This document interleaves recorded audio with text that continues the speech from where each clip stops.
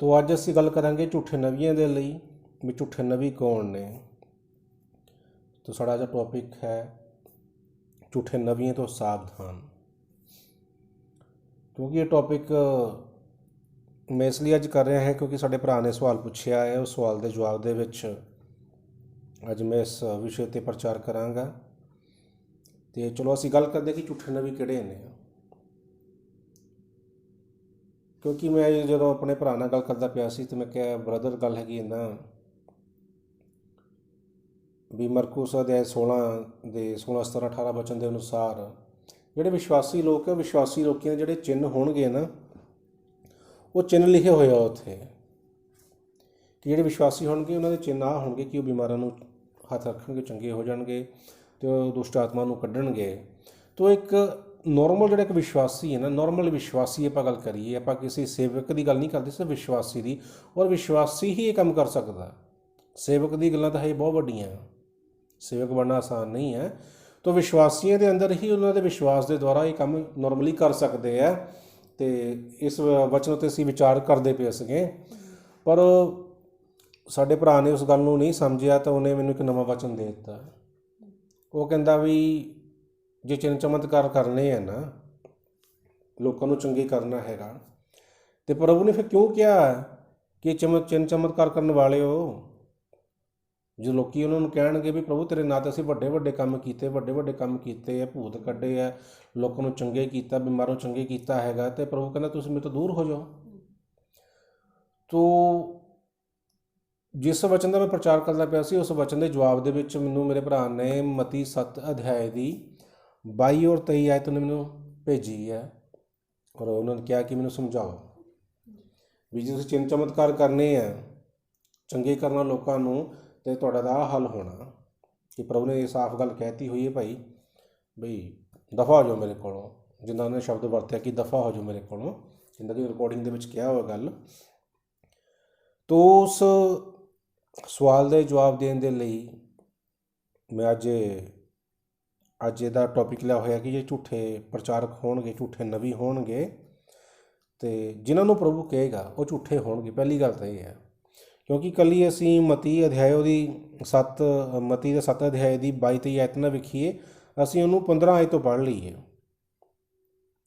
जे असीं उन्होंने 13 आयत तो भी पढ़ लाँगे तो भी चंगी गल हैगी है, क्योंकि 13 आयत बड़ा सोहना लिखा होया कि संकेत फाटक से प्रवेश करो, क्योंकि चौड़ा है वह फाटक और सरल है वह मार्ग जो विनाश को पहुंचता है, और बहुत से हैं जो उससे प्रवेश करते हैं। क्योंकि संकेत है वह फाटक और कठिन है वह मार्ग जो जीवन को पहुंचाता है, और थोड़े ही हैं जो उसे पाते हैं। तो इस गल में सानूं बड़ियां गल्लां क्लीयर हो जांदियां कि ਜਿਹੜਾ मार्ग प्रभु ਵੱਲ ਨੂੰ ਜਾਂਦਾ है ना, ਜਿਹੜਾ मार्ग जीवन ਵੱਲ ਨੂੰ ਜਾਂਦਾ, ਜਿਹੜਾ मार्ग स्वर्ग ਵੱਲ ਨੂੰ ਜਾਂਦਾ, वो बड़ा तंग रस्ता, और उस तंग रस्ते ਵਿੱਚੋਂ ਚੱਲਣਾ ਜਿਹੜਾ ਹੈਗਾ ਉਹ आसान नहीं है, बहुत औखा। तो यही झूठे नबी तुहानूं उस तंग रस्ते ਨੂੰ ਛੱਡ ਕੇ ਤੁਹਾਨੂੰ ਚੌੜੇ मार्ग ਵੱਲ ਨੂੰ ਲੈ ਕੇ ਚੱਲਦੇ ਨੇ। तंग रस्ता ਜਾਂਦਾ स्वर्ग ਵੱਲ ਨੂੰ, ਉਹ ਜਿਹੜਾ ਚੌੜਾ रस्ता है ना वो ਜਾਂਦਾ विनाश ਵੱਲ ਨੂੰ। क्योंकि चौड़ा रस्ता ਤੁਹਾਨੂੰ संसार ਦੇ ਵੱਲ ਲੈ ਕੇ ਜਾਂਦਾ। तो जो संसार के वाल आप जाते हैं तो संसार एक विनाश का मार्ग है, क्योंकि परमेश्वर को संसार के नाल प्रेम नहीं है, उन्होंने अपने बच्चों का प्रेम है। इसलिए परमेश्वर साफ क्या होया कि तो दो स्वामी सेवा नहीं कर सकता, तो परमेश्वर धन की सेवा नहीं कर सकता, क्योंकि धन ही संसार के लैके जाता, सानू संसार के ही धन फसिया होया। चलो साडा टॉपिक नहीं, इस टॉपिक उत्ते असीं बाद विच गल करांगे। तो आपां गल करदे हां झूठे नबियां दी। ये एक बड़ी बड़ी खास गल लिखी हुई है, बड़ी सोहनी गल लिखी हुई है, और इस गल नूं समझना बड़ा जरूरी है। जिहड़ा बंदा इस गल नूं समझ गया ना, उन्होंने पता लग जाना झूठे नबी है कौन।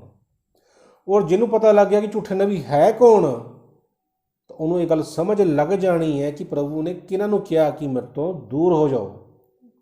तुसीं बेशक मैनूं हे प्रभु हे प्रभु हे प्रभु कीता, मैं बेशक मेरे नाते तुसीं चंगे कीता, दुष्ट आत्मा कड्ढियां, चिन्ह चमत्कार जो ना सौ तुसीं करके रखे परे मारिया जी, चलो कोई गल नहीं, वड्डे वड्डे काम कीते, बड़ा नाम कीता जी।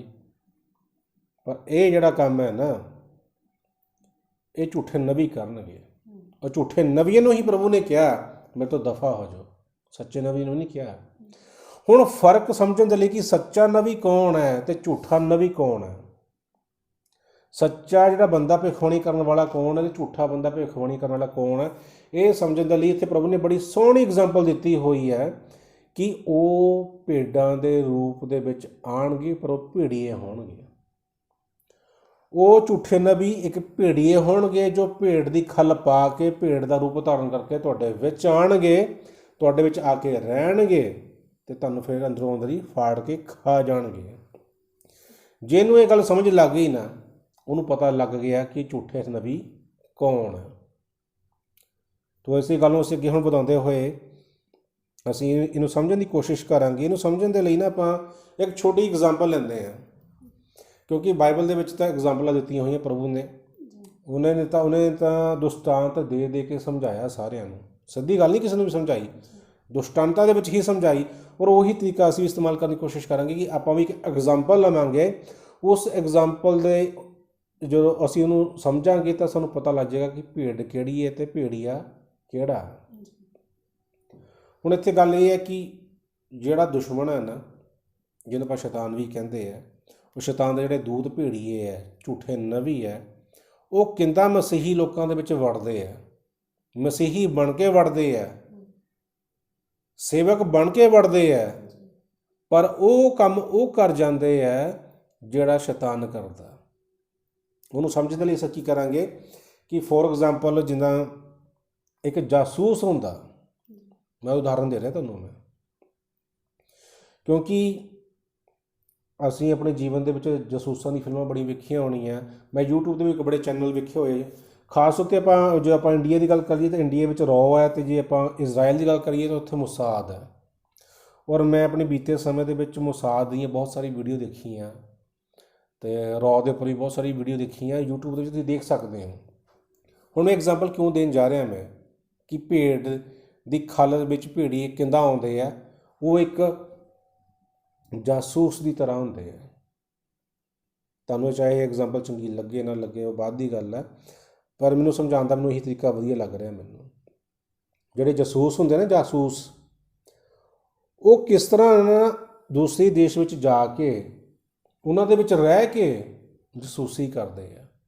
ਫੋਰ ਐਗਜ਼ਾਮਪਲ ਮੈਂ ਤੁਹਾਨੂੰ ਦੇਵਾਂਗਾ ਕਿ ਜਦੋਂ ਆਪਾਂ ਹਵਾਲਾ ਵੇਖੀਏ, ਤੁਸੀਂ YouTube ਉੱਤੇ ਵੀਡੀਓ ਦੇਖ ਸਕਦੇ ਹੋ, ਮੁਸਾਦ ਦਾ ਇੱਕ ਏਜੰਟ, ਜਦੋਂ ਆਪਾਂ ਦੇਖਦੇ ਨੇ ਇਤਿਹਾਸ ਦੇ ਵਿੱਚ, ਜਦੋਂ ਇਜ਼ਰਾਈਲ ਦੇ ਉੱਪਰ 7 ਦੇਸ਼ਾਂ ਨੇ ਹਮਲਾ ਕਰ ਦਿੱਤਾ ਅਤੇ ਇਜ਼ਰਾਈਲ 6 ਦਿਨਾਂ ਵਿੱਚ ਯੁੱਧ ਜਿੱਤ ਗਿਆ ਸੀ। ਉਹਦੇ ਪਿੱਛੇ ਇੱਕ ਕਾਰਨ ਕੀ ਸੀਗਾ ਕਿ ਮੁਸਾਦ ਦਾ ਇੱਕ ਏਜੰਟ ਸੀਰੀਆ ਦੇ ਦੇਸ਼ ਦੇ ਜਿਹੜਾ ਉੱਥੇ ਦਾ ਸੀਗਾ ਉਹ ਡਿਫੈਂਸ ਮਿਨਿਸਟਰ, ਉਹਦਾ ਮਿੱਤਰ ਬਣ ਗਿਆ ਸੀ। ਉਹ ਜਾਸੂਸ ਮਿੱਤਰ ਬਣਨ ਤੋਂ ਬਾਅਦ ਉਹ ਉਹਦਾ ਸਲਾਹਕਾਰ ਬਣ ਗਿਆ। ਉਹ ਦੇਖੋ, ਸੀਰੀਆ ਦਾ ਡਿਫੈਂਸ ਮਿਨਿਸਟਰ ਦਾ ਜਿਹੜਾ ਸਲਾਹਕਾਰ ਸੀ ਉਹ ਇੱਕ ਜਾਸੂਸ ਸੀ, ਕਿੱਥੇ ਦਾ? ਇਜ਼ਰਾਈਲ ਦਾ। ਅਤੇ ਉਸ ਜਾਸੂਸ ਨੂੰ ਉਸ ਡਿਫੈਂਸ ਮਿਨਿਸਟਰ ਦੇ ਦੁਆਰਾ ਉੱਥੇ ਦੇ ਸਾਰੇ ਭੇਦ ਪਤਾ ਸੀ।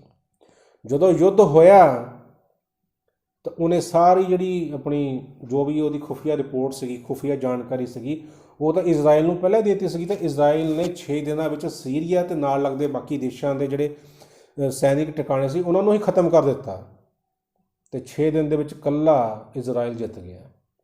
ਚਲੋ ਅਸੀਂ ਸਟੋਰੀ ਵਿੱਚ ਨਹੀਂ ਜਾਣਾ ਬਹੁਤਾ, ਸਟੋਰੀ ਤੁਸੀਂ YouTube 'ਤੇ ਵੇਖ ਸਕਦੇ ਹੋ। ਇੱਕ ਰॉ ਦੀ ਫਿਲਮ ਵੀ ਬਣੀ ਹੋਈ ਹੈ ਜਿਸ 'ਚ ਜੌਨ ਅਬਰਾਹਮ ਕੰਮ ਕਰਦਾ।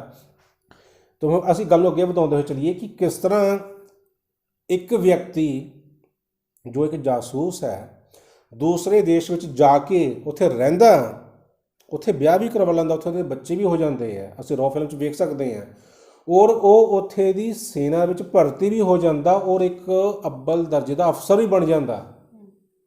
ਪਰ ਉੱਥੇ ਦੇਸ਼ ਨੂੰ, ਉੱਥੇ ਦੀ ਫੌਜ ਨੂੰ, ਉੱਥੇ ਉਹਦੀ ਜਿਹੜੀ ਪਤਨੀ ਹੈ, ਜਿਹੜਾ ਉਹਦਾ ਬੱਚਾ ਵੀ ਹੈ, ਉਹਨੂੰ ਪੂਰਾ ਭਰੋਸਾ ਕਿ ਇਹ ਪਾਕਿਸਤਾਨੀ ਹੈ। ਠੀਕ ਹੈ ਜੀ, ਕੋਈ ਸ਼ੱਕ ਨਹੀਂ ਕਰ ਸਕਦਾ। ਪਰ ਉਹ ਰਹਿੰਦਾ ਵੀ ਉੱਥੇ ਹੈ, ਖਾਂਦਾ ਵੀ ਉੱਥੇ ਹੀ ਹੈ, ਨਾਗਰਿਕਤਾ ਵੀ ਉੱਥੇ ਦੀ ਹੈ ਉਹਦੀ, ਨਮਾਜ਼ ਵੀ ਪੜ੍ਹਦਾ, ਸਭ ਕੁਛ ਕਰਦਾ ਹੈਗਾ। ਪਰ ਅੰਦਰੋਂ ਅੰਦਰ ਕੀ ਕਰ ਰਿਹਾ? ਉਹ ਅੰਦਰੋਂ ਅੰਦਰ ਹੀ ਉਸ ਦੇਸ਼ ਦੀਆਂ ਜੜ੍ਹਾਂ ਵੱਢ ਰਿਹਾ, ਉੱਥੇ ਦੀ ਜਾਣਕਾਰੀ ਚੁਰਾ ਕੇ ਆਪਣੇ ਦੇਸ਼ ਨੂੰ ਦੇ ਰਿਹਾ ਤਾਂ ਜੋ ਕਿ ਉਹਨੂੰ ਖੋਖਲਾ ਕਰ ਸਕੇ। ਤੋ ਜਿਹੜੀ ਨਾ ਫਿਰ ਸੇਮ ਇਸੇ ਤਰੀਕੇ ਨਾਲ ਜਿਹੜਾ ਇੱਕ ਭੇੜੀ ਆ ਨਾ, ਜਿਹੜਾ ਇੱਕ ਸ਼ੈਤਾਨ ਦਾ ਅਪੁਆਇੰਟ ਕੀਤਾ ਹੋਇਆ ਇੱਕ ਸੇਵਕ ਹੁੰਦਾ ਨਾ, ਉਹ ਮਸੀਹ ਦੇ ਵਿੱਚ ਆ ਜਾਂਦਾ, ਉਹ ਮਸੀਹ ਦੇ ਵਿੱਚ ਆ ਜਾਂਦਾ, ਉਹ ਇੱਕ ਸੇਵਕ ਬਣ ਕੇ ਆ ਜਾਂਦਾ, ਇੱਕ ਪਾਸਟਰ ਬਣ ਕੇ ਆ ਜਾਂਦਾ, ਇੱਕ ਭਵਿੱਖਕਰਤਾ ਬਣ ਕੇ ਆ ਜਾਂਦਾ ਹੈਗਾ, ਅਪੋਲੋਸਟ ਜਿਹਨੂੰ ਆਪਾਂ ਪ੍ਰੇਰਿਤ ਕਹਿੰਦੇ, ਉਹ ਬਣ ਕੇ ਆ ਜਾਂਦਾ, ਠੀਕ ਹੈ ਜੀ। ਪਰ ਉਹ ਕਲੀਸਿਆ ਦੇ ਵਿੱਚ ਆ ਕੇ ਕਲੀਸਿਆ ਦੀਆਂ ਜੜ੍ਹਾਂ ਨੂੰ ਵੜਦਾ।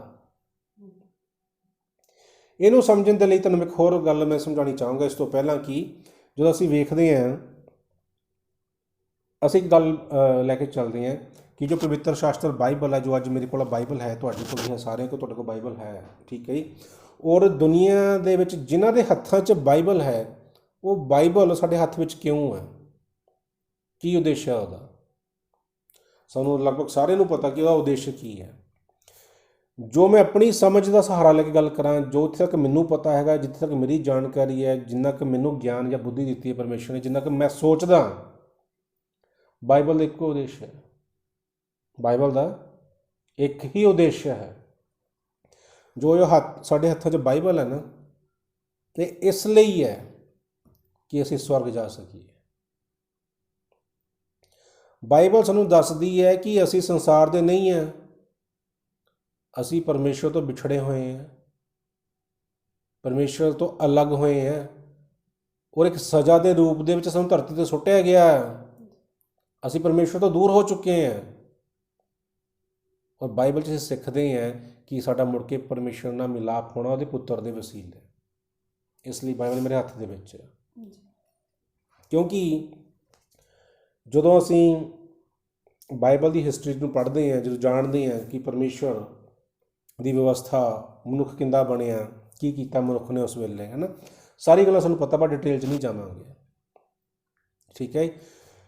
ਸ਼ੈਤਾਨ ਨੇ ਪਾਪ ਕੀਤਾ, ਧਰਤੀ 'ਤੇ ਸੁੱਟਿਆ ਗਿਆ, ਅਤੇ ਮਨੁੱਖ ਨੇ ਜਦੋਂ ਪਾਪ ਕੀਤਾ, ਪਹਿਲੇ ਆਦਮ ਨੇ ਜਦੋਂ ਪਾਪ ਕੀਤਾ, ਅਤੇ ਉਹ ਵੀ ਆਦਮ ਦੀ ਵਾਟ ਵਿੱਚ ਕੱਢਿਆ ਗਿਆ ਅਤੇ ਧਰਤੀ 'ਤੇ ਸੁੱਟਿਆ ਗਿਆ।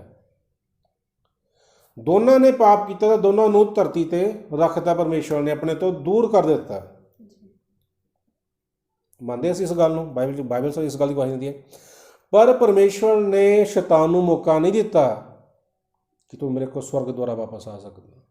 ਸ਼ੈਤਾਨ ਨੂੰ ਮੌਕਾ ਨਹੀਂ ਦਿੱਤਾ, ਪਰ ਪਰਮੇਸ਼ਵਰ ਨੇ ਇਨਸਾਨ ਨੂੰ ਮੌਕਾ ਦਿੱਤਾ। ਸਹੀ ਹੈ ਕਿ ਗਲਤ ਹੈ? ਸਹੀ ਹੈ ਨਾ? ਪਰਮੇਸ਼ਵਰ ਨੇ ਸ਼ੈਤਾਨ ਨੂੰ ਮੌਕਾ ਨਹੀਂ ਦਿੱਤਾ, ਇਨਸਾਨ ਨੂੰ ਮੌਕਾ ਦਿੱਤਾ, ਕਿਉਂਕਿ ਪਰਮੇਸ਼ਵਰ ਨੇ ਆਪਣੇ ਹੱਥ ਨਾਲ ਬਣਾਇਆ, ਆਪਣਾ ਸਾਹ ਬਖਸ਼ਿਆ, ਆਪਣਾ ਆਤਮਾ ਦਿੱਤਾ, ਆਪਣੇ ਸਵਰੂਪ 'ਚ ਬਣਾਇਆ, ਆਪਣੇ ਲਈ ਬਣਾਇਆ। ਉਹਨੇ ਆਪਣੇ ਨਾਲ ਗੱਲਾਂ ਕਰਨ ਦੇ ਲਈ, ਬੈਠਣ ਦੇ ਲਈ, ਸੰਗਤੀ ਕਰਨ ਦੇ ਲਈ ਬਣਾਇਆ ਪਰਮੇਸ਼ਵਰ ਨੇ।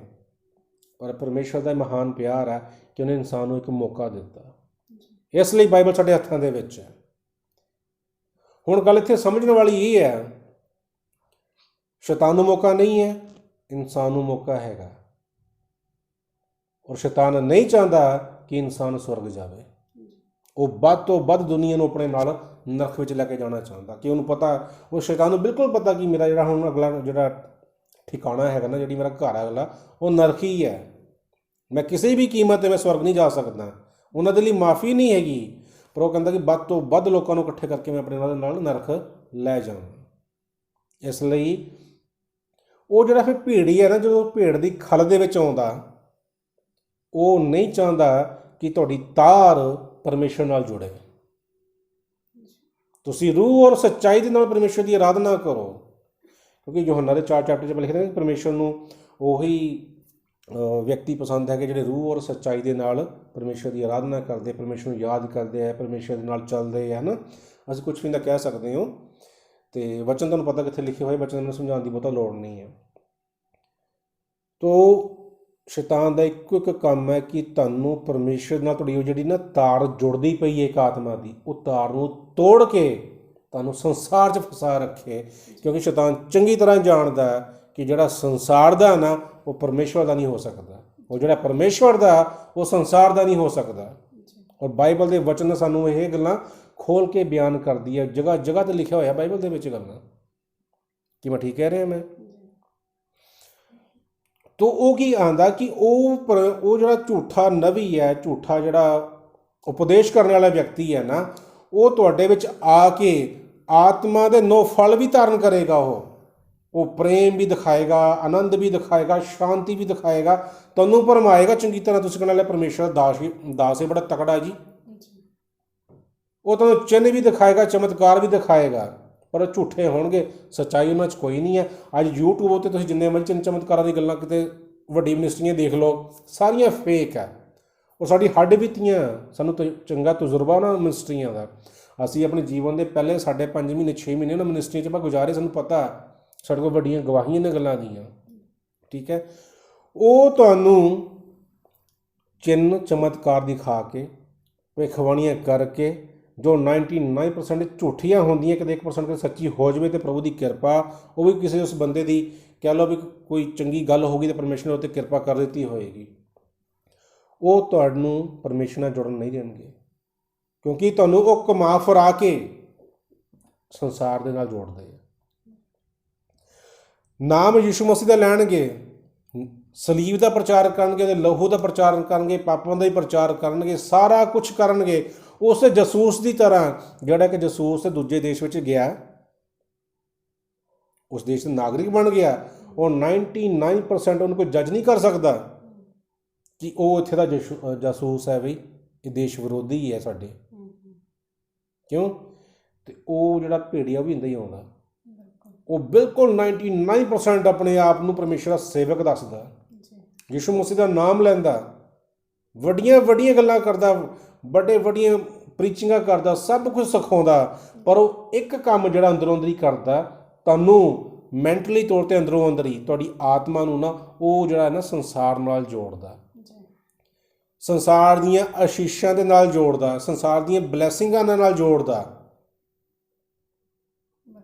ਔਰ ਜਿੰਨਿਆਂ ਲੋਕਾਂ ਨੂੰ ਸੰਸਾਰ ਦੀਆਂ ਆਸ਼ੀਸ਼ਾਂ ਚਾਹੀਦੀਆਂ ਨੇ, ਉਹ ਉਹਨਾਂ ਕੋਲ ਫਸੇ ਹੋਏ ਆ। ਉਹ ਸੰਸਾਰ ਦੀਆਂ ਆਸ਼ੀਸ਼ਾਂ ਨੂੰ ਕੈਸ਼ ਕਰਦਾ। ਸਭ ਤੋਂ ਵੱਡਾ ਹਥਿਆਰ ਕੀ ਵਰਤਦਾ ਜੀ? ਬੀਜੋ, ਪਰਮੇਸ਼ਰ ਤੁਹਾਨੂੰ 30 ਗੁਣਾ, 60 ਗੁਣਾ, 100 ਗੁਣਾ ਦੇਗਾ। ਦਸ਼ਵਾਂਸ਼ ਦਿਓ, ਪਰਮੇਸ਼ਰ ਤੁਹਾਨੂੰ ਬਲੈਸਿੰਗ ਕਰੇਗਾ। ਉਹਦਾ ਆਹ ਪ੍ਰਚਾਰ ਹੁੰਦਾ। ਜਦ ਕਿ ਜਿਹੜੇ ਪਰਮੇਸ਼ਰ ਦੇ ਚੁਣੇ ਹੋਏ ਲੋਕ ਹੈ, ਉਹ ਤੁਹਾਨੂੰ ਸੰਸਾਰ ਦੇ ਨਾਲ ਨਹੀਂ ਜੋੜਨਗੇ। ਪਰਮੇਸ਼ਰ ਦੇ ਵਚਨ ਦੇ ਅਨੁਸਾਰ, ਜਦੋਂ ਪਰਮੇਸ਼ਰ ਨੇ ਆਪਣੇ ਵਚਨ 'ਚ ਹੀ ਕਹਿ ਦਿੱਤਾ ਕਿ ਪਿਤਾ ਨੂੰ ਸੰਸਾਰ ਦੇ ਨਾਲ ਪ੍ਰੇਮ ਨਹੀਂ ਹੈ, ਸੰਸਾਰ ਦੀ ਵਸਤੂਆਂ ਨਾਲ ਕੋਈ ਪ੍ਰੇਮ ਨਹੀਂ ਪਿਤਾ ਨੂੰ। ਸਾਫ਼ ਗੱਲ ਸਮਝਾਈ ਹੋਈ ਹੈ ਕਿ ਤੁਸੀਂ ਦੋ ਸਵਾਮੀ ਸੇਵਾ ਨਹੀਂ ਕਰ ਸਕਦੇ, ਪਰਮੇਸ਼ਰ ਔਰ ਧਨ ਦੀ ਦੋਵਾਂ ਦੀ ਇਕੱਠੀ ਸੇਵਾ ਨਹੀਂ ਕਰ ਸਕਦੇ। ਵਚਨ ਸਾਨੂੰ ਸਿਖਾਉਂਦਾ ਕਿ ਜਿਹੜਾ ਨਾ ਸੂਈ ਦੇ ਨੱਕੇ ਥੈਣੀ ਊਂਠ ਨਿਕਲ ਜਾਊਗਾ, ਪਰ ਧਨਵਾਨ ਦਾ ਪ੍ਰਵੇਸ਼ ਕਰਨਾ ਔਖਾ, ਲਿਖਿਆ ਹੋਇਆ ਵਚਨ ਦੇ ਵਿੱਚ। ਪਰ ਫਿਰ ਅੱਜ ਉਹੀ ਸੇਵਕ ਯਿਸੂ ਮਸੀਹ ਦੇ ਨਾਮ ਉੱਤੇ, ਉਹਦੇ ਸਲੀਬ ਦੇ ਪ੍ਰਚਾਰ ਕਰਕੇ, ਉਹਦਾ ਲਹੂ ਦਾ ਪ੍ਰਚਾਰ ਕਰਕੇ ਤੁਹਾਨੂੰ ਅਮੀਰ ਹੋਣ ਦੇ ਸੁਪਨੇ ਵਿਖਾਉਂਦਾ, ਤੁਹਾਨੂੰ ਬਲੈਸ ਹੋਣ ਦੇ ਸੁਪਨੇ ਵਿਖਾਉਂਦਾ। ਤੁਹਾਡਾ ਬਿਜ਼ਨਸ ਬਲੈਸ ਹੋ ਜਾਏਗਾ, ਜੋਬ ਬਲੈਸ ਹੋ ਜਾਏਗੀ, ਤੁਹਾਡਾ ਘਰ ਬਣ ਜਾਏਗਾ, ਤੁਹਾਨੂੰ ਗੱਡੀ ਆ ਜਾਏਗੀ, ਤੁਹਾਡਾ ਬੱਚੇ ਹੋ ਜਾਣਗੇ, ਤੁਸੀਂ ਵਿਦੇਸ਼ 'ਚ ਸੈਟਲ ਹੋ ਜਾਓਗੇ। ਇਹ ਵੱਡੇ ਵੱਡੇ ਲਾਲਚ ਵਿਖਾ ਕੇ, ਨਾ ਲਾਲਚਾਂ ਦਾ ਪ੍ਰਚਾਰ ਕਰਕੇ ਤੁਹਾਡੀ ਤਾਰ ਪਰਮੇਸ਼ਰ ਨਾਲ ਤੋੜਦਾ, ਉਹ ਤੇ ਸੰਸਾਰ ਨਾਲ ਜੋੜਦਾ। ਇਹ ਆ ਝੂਠੇ ਨਵੀ, ਝੂਠੇ ਉਪਦੇਸ਼ਕ। ਨਾਮ ਤਾਂ ਸੱਚਾ ਲੈਣਗੇ ਯਿਸੂ ਦਾ ਉੱਪਰੋਂ, ਪਰ ਅੰਦਰੋਂ ਤੁਹਾਨੂੰ ਫਾੜ ਖਾਣਗੇ, ਕਿਉਂਕਿ ਉਹਨਾਂ ਦਾ ਇੱਕੋ ਇੱਕ ਜਿਹੜਾ ਸੋਚ ਹੁੰਦੀ ਹੈ ਕਿ ਅਸੀਂ ਦਸ਼ਵਾਂਸ਼ ਦੇ ਨਾਮ ਉੱਤੇ, ਆਫਰਿੰਗ ਦੇ ਨਾਮ ਉੱਤੇ ਅਤੇ ਗਿਫਟ ਦੇ ਨਾਮ ਉੱਤੇ ਵੱਧ ਤੋਂ ਵੱਧ ਜਿੰਨਾ ਕਿ ਅਸੀਂ ਉਹਨਾਂ ਕੋਲ ਲੈ ਸਕਦੇ ਹਾਂ ਆਪਾਂ ਲੈ ਲਈਏ, ਅਤੇ ਉਹਨਾਂ ਨੂੰ ਸੁਪਨੇ ਦਿਖਾ ਦਈਏ ਸੰਸਾਰ ਦੀ ਬਲੈਸਿੰਗ ਦੇ, ਪ੍ਰੋਸਪੈਰਿਟੀ ਦਾ ਪ੍ਰਚਾਰ ਆਪਾਂ ਜਿਹਨੂੰ ਕਹਿ ਦਈਏ। ਇਹ ਉਹ ਨਬੀ ਨੇ, ਇਹ ਉਹ ਚੁਣੇ ਹੋਏ ਲੋਕ ਨੇ ਜਿਨ੍ਹਾਂ ਨੂੰ ਪ੍ਰਭੂ ਕਹੇਗਾ ਕਿ ਮੇਰੇ ਕੋਲੋਂ ਦੂਰ ਹੋ ਜਾਓ, ਕਿਉਂਕਿ ਤੁਸੀਂ ਮੇਰੇ ਨਾਮ ਦਾ ਇਸਤੇਮਾਲ ਕੀਤਾ, ਮੇਰੇ ਨਾਮ ਦੇ ਵਿੱਚ ਤੁਸੀਂ ਚਿੰਨ੍ਹ ਚਮਤਕਾਰ ਦਿਖਾਉਣ ਦੀ ਕੋਸ਼ਿਸ਼ ਕੀਤੀ, ਪਰ ਤੁਸੀਂ ਮੇਰੇ ਨਾਮ ਦਾ ਇਸਤੇਮਾਲ ਕੀਤਾ, ਪਰ ਤੁਸੀਂ ਉਹਨਾਂ ਲੋਕਾਂ ਨੂੰ ਮੇਰੇ ਨਾਮ ਦੇ ਨਾਲ ਜੁੜਨਾ ਨਹੀਂ ਸਿਖਾਇਆ, ਮੇਰੇ ਨਾਮ ਦੇ ਨਾਲ ਜੁੜਨਾ ਨਹੀਂ ਸਿਖਾਇਆ। ਜਦ ਕਿ ਮੈਂ ਬਾਈਬਲ ਦੇ ਵਿੱਚ ਸਾਫ਼ ਪ੍ਰਭੂ ਨੇ ਗੱਲ ਲਿਖੀ ਹੋਈ ਹੈ ਕਿ ਮੈਂ ਸਿੱਧ ਹਾਂ, ਸਿੱਧ ਬਣੋ, ਮੈਂ ਪਵਿੱਤਰ ਹਾਂ, ਮੈਂ ਪਵਿੱਤਰ ਬਣੋ। ਉਹ ਕਿਸੇ ਨੇ ਨਹੀਂ ਸਿਖਾਇਆ ਕਿ ਸਿੱਧ ਬਣਨਾ ਕਿੱਦਾਂ ਔਰ ਅਸੀਂ ਪਵਿੱਤਰ ਬਣਨਾ ਕਿੱਦਾਂ। ਇਹਦਾ ਕੋਈ ਪ੍ਰਚਾਰ ਨਹੀਂ ਹੈ, ਸਭ ਇੱਕੋ ਪ੍ਰਚਾਰ ਹੈ। ਔਰ ਅੱਜ ਕੱਲ੍ਹ ਦੇ ਜੇ ਪ੍ਰਚਾਰ ਦੇ ਜਿਹੜੇ ਮੁੱਖ ਜਿਹੜੀਆਂ ਕਹਿ ਲਈਏ ਬੇਸ ਹੈ ਪ੍ਰਚਾਰ ਦੇ, ਜਿਹੜੀ ਸਭ ਤੋਂ ਜ਼ਿਆਦਾ ਚੱਲਦੇ ਪਏ ਨੇ, ਇੱਕ ਤਾਂ ਆਤਮਿਕ ਪਿਤਾ ਬਣਾਉਣਾ, ਤਾਂ ਇੱਕ ਪਤਾ ਨਹੀਂ ਕਿਹੜੀ ਭਾਸ਼ਾ ਜਿਹਨੂੰ ਉਹ ਗੈਰ ਭਾਸ਼ਾ ਕਹਿ ਦਿੰਦੇ ਆ, ਜਿਹੜੀ 5-7 ਲਫ਼ਜ਼ ਆਉਂਦੇ ਆ ਜਿਹਨੂੰ ਰਿਪੀਟ ਕਰਦੇ ਰਹਿੰਦੇ ਆ, ਅਤੇ ਤੀਜਾ ਦਾਨ ਦਸ਼ਵਾਂਸ਼ ਦੀ। ਇਹ 3 ਚੀਜ਼ਾਂ ਮੁੱਖ ਚੱਲਦੀਆਂ ਪਈਆਂ ਇਸ ਵੇਲੇ ਪ੍ਰੀਚਿੰਗ ਦੇ ਵਿੱਚ, ਪ੍ਰਚਾਰ ਦੇ ਵਿੱਚ, ਔਰ ਇਸ ਬੇਸ ਉੱਤੇ ਹੀ ਤੁਹਾਨੂੰ ਉਹ ਅੱਗੇ ਲੈ ਕੇ ਚੱਲਦੇ ਨੇ, ਨਾ ਪ੍ਰਭੂ ਦਾ ਲੈਂਦੇ ਨੇ। ਤੋ ਮੈਨੂੰ ਉਮੀਦ ਹੈ ਕਿ ਸ਼ਾਇਦ ਤੁਸੀਂ ਇਸ ਗੱਲ ਨਾਲ ਸਮਝ ਸਕੋ ਕਿ ਝੂਠੇ ਪ੍ਰਚਾਰਕਾਂ ਦੀ ਨਿਸ਼ਾਨੀ ਕੀ ਹੈ। ਪਰ ਗੱਲ ਇੱਥੇ ਹੀ ਖਤਮ ਨਹੀਂ ਹੋ ਜਾਂਦੀ, ਅਸੀਂ ਇਸ ਤੋਂ ਅੱਗੇ ਹੋਰ ਵੀ ਗੱਲ ਕਰਦੇ ਰਹਾਂਗੇ, ਹੋਰ ਵੀ ਤੁਹਾਨੂੰ ਬਹੁਤ ਸਾਰੀਆਂ ਗੱਲਾਂ ਦਾ ਮੈਂ ਜ਼ਿਕਰ ਕਰੂੰਗਾ ਮੈਂ, ਅਤੇ ਆਪਾਂ ਉਹਦੇ ਵਿੱਚ ਚੱਲਾਂਗੇ।